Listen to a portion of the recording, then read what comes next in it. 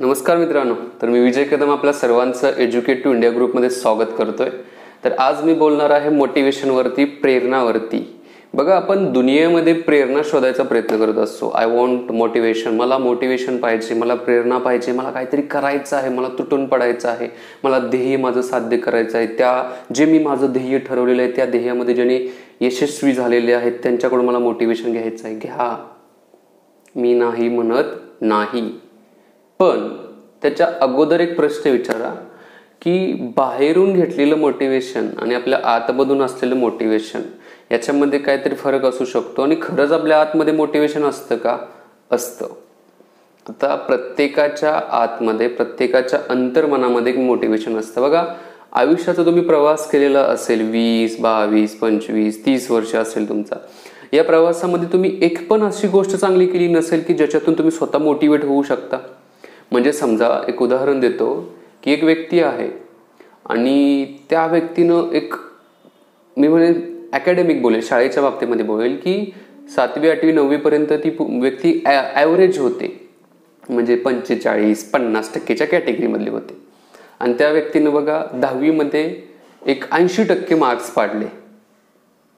Motivation आलं ना त्या व्यक्तीचं, यार मी 70-80% मार्क्स पाडू शकतो, मी 45-50% मध्ये खेळणारा। हे तुमचं मोटिवेशन। जर मी तिथं करू शकतो तर आत्ता का करू शकत नाही? जे काही चाललं असेल तुमचं, ते कामात असेल किंवा तुमच्या अकॅडमिक संदर्भात असेल, म्हणजे शिक्षणासंदर्भात असेल, ग्रॅज्युएशन संदर्भात असेल, व्हॉटएव्हर।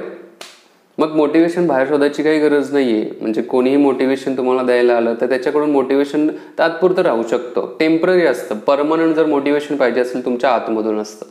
पहिलं तुमच्याकडे तुमच्या स्वतःसाठी असणारं मोटिवेशन असतं आणि प्रत्येकाला एक युनिक बनवलेलं असतं।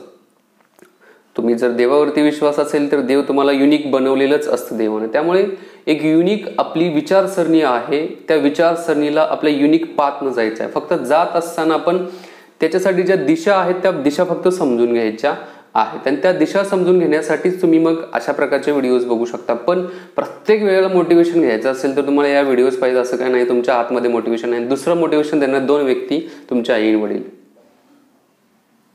थोडा प्रामाणिकपणे विचार करा की कुठल्या मुलाचे आई आणि वडील किंवा मुलीचे आई वडील असं म्हणणार आहेत की बाबा आमच्या मुलीचं वाटोळं होऊन दे किंवा आमच्या मुलाचं नुकसान होऊन दे? कोणच नाही म्हणणार आहे। मग तसं असेल तर आपल्या आई वडिलांच्याकडून मोटिवेशन घेतलं पाहिजे प्रामाणिकपणे, कोणत्याही फळाची अपेक्षा न करता। ते आपल्याला काय करतायत? मदत करतायत, ते आपल्याला पुश करतायत। हा बाबा कर, तू नको मागं सरकोस, काय म्हणायचं ते म्हणून देत। साध्या भाषेत बोलतोय मी, तुम्हाला वाटायचं हे सर असं का बोलत आहेत?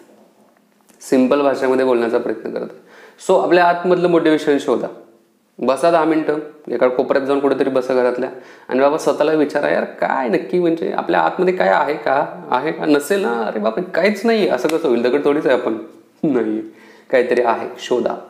आणि स्वतःच्या आतमधलं मोटिवेशन जे आहे ते मोटिवेशन तुमच्या कामामध्ये वापरा आणि दररोज काही ना काहीतरी काम करा, अभ्यास करा, वाटेवर काहीतरी करा, पण दररोज काही ना काहीतरी जे तुम्हाला भविष्यासाठी मदत करेल ते करा। बाकी ऑल द बेस्ट। जय हिंद, जय महाराष्ट्र, जय भारत, वंदे मातरम।